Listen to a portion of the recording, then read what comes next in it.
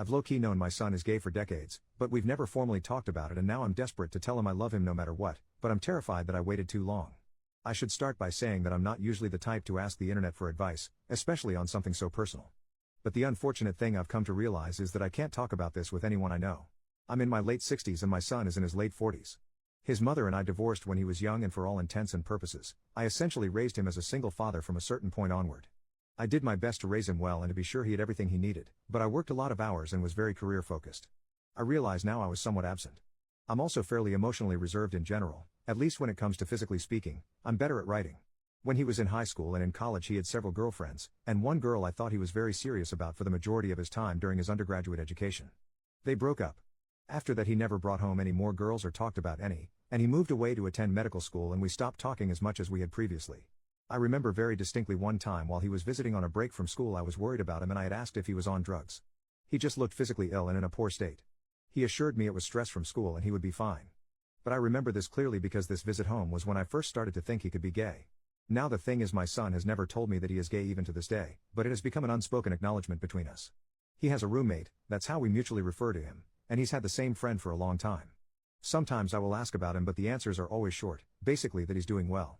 I think I know maybe 5 things about his friend after some almost 20 years, maybe longer.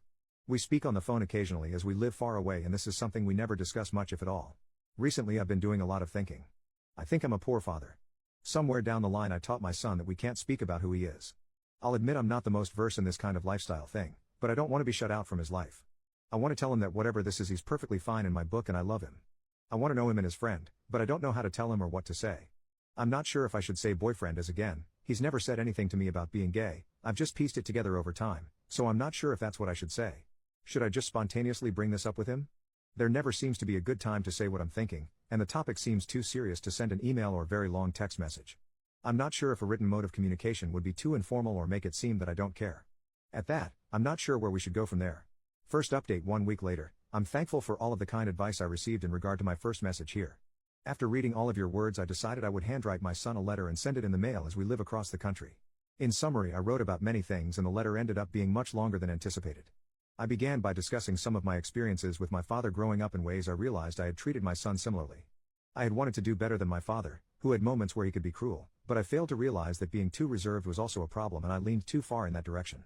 After his mother left I was depressed and I didn't deal with that as well as I should have. I apologized for being absent at work and for being emotionally unavailable at times when he would have needed me the most. I mentioned I'd like to change that in the future, but it's still something that's hard for me to do, and I understand he may need his own space. Then I wrote about how even though I probably don't show it well, I do love him with my entire being. There's nothing he could do or be that can change that, and I'm proud of him for many things. I wrote that by extension I love whoever he loves, and his chosen family is family to me as well. All said and done, the letter was several pages long. Then I mailed it, and it was incredibly hard to wait.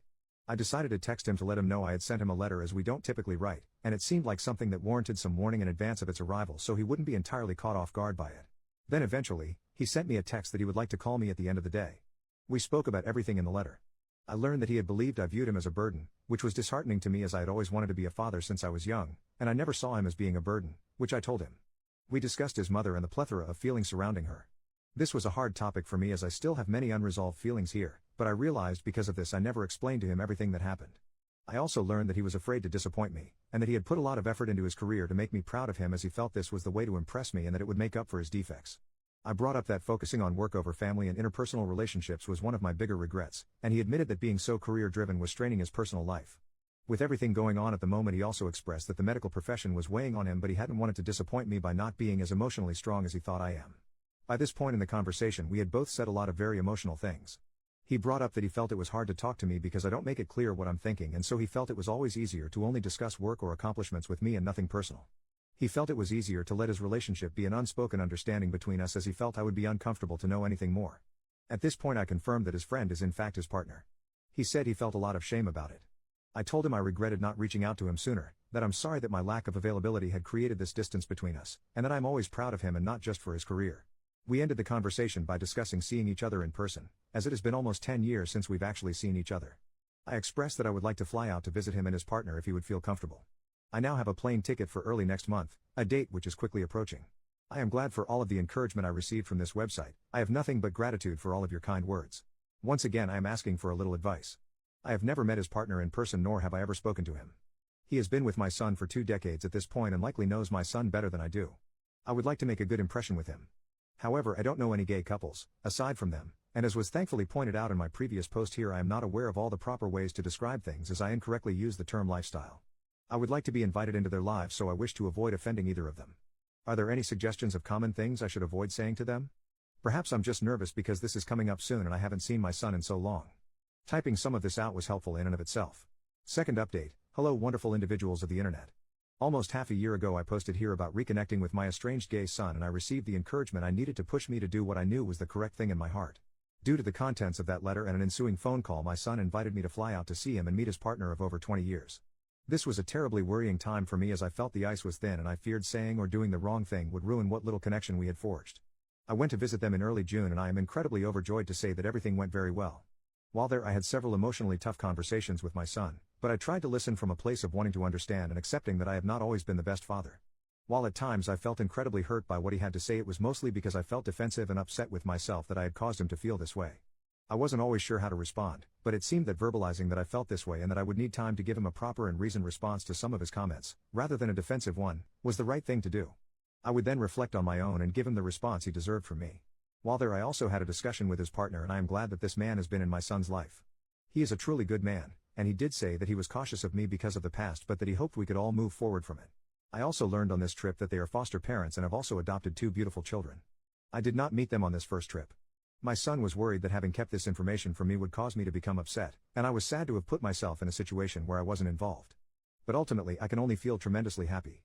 Soon after that trip I flew out to visit them again after we had all recovered from the first trip. And soon after that I flew out a third time.